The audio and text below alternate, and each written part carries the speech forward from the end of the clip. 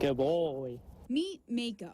He's a drug detection dog with the Oregon State Police. Law enforcement has used canines like Mako for 100 years, but they still play an important role in fighting illegal drugs, and they do it all with their nose. People that smuggle drugs, they get very sophisticated in their methods of concealing it. They put them in compartments and hide them very well in different locations, and so without the aid of the dog, we wouldn't find most of it. When a drug dog hits on a certain smell, it's enough to give police probable cause, and that can trigger a criminal investigation.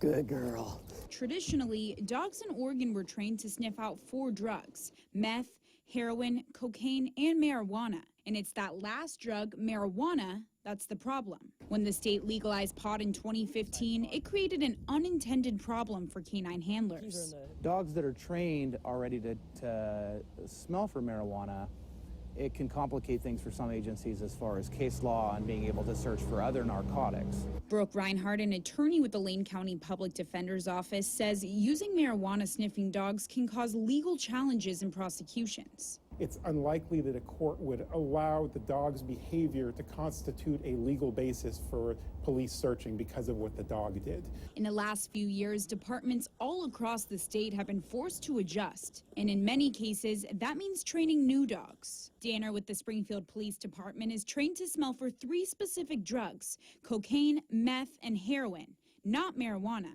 A sample of marijuana is actually hidden on this side of the vehicle. Let's see what she does.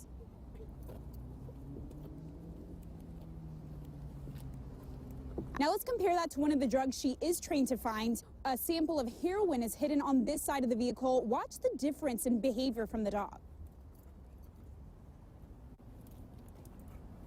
As you can see, she was able to find the heroin that was hidden there. Such a difference in reaction there. Even though dogs only hit on the drugs they're trained to find, the way they alert officers when they smell a drug on their list is all the same, which is a huge problem for those 4 odor dogs who can't differentiate between, let's say, heroin and marijuana.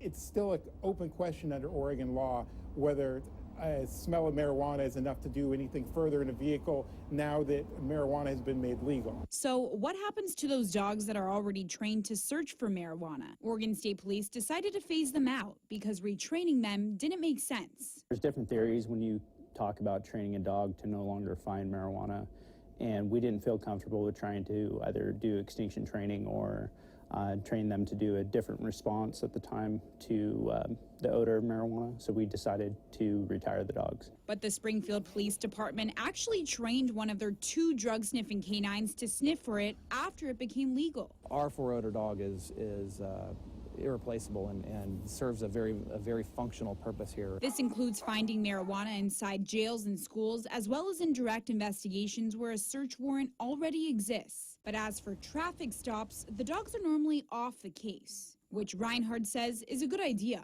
That's not a tool that law enforcement can use, and any evidence that's found as a result of that is likely to be suppressed or thrown out. Officials tell me there are only 6 dogs left in the entire state of Oregon that are trained to sniff for marijuana since the legalization of pot. They say before it became legal, there were between 60 to 70. But replacing dogs isn't cheap. The Springfield Police Department tells me it can cost anywhere from $3,000 to $10,000 to buy and train these canines. And they say it all depends on where they're bought. This makes these canines a huge commitment, which is why many of these dogs facing early retirement because of marijuana being legal is hard on agencies. Retiring your dog before you anticipated it makes it difficult because we invest a lot of time and money into these dogs, and the handlers have a great bond with these dogs.